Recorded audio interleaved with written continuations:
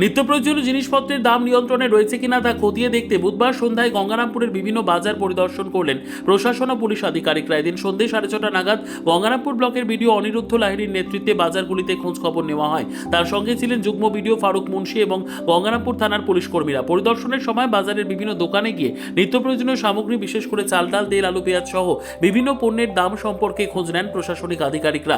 পণ্যের দাম কিভাবে নির্ধারণ করা হচ্ছে এবং বর্তমানে বাজারে কোন কোন সামগ্রীর দাম বাড়ছে তা নিয়েও ব্যবসায়ীদের সঙ্গে কথা বলেন তারা।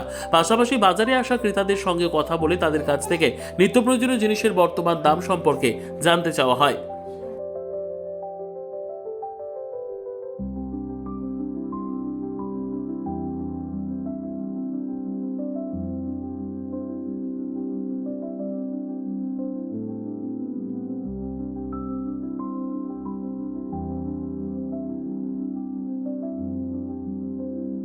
সর্বোত্তম সুযোগ সুবিধে রয়েছে আতিথেয়তায় সুপরিচিত স্বস্তিলোক উৎসব ভবন।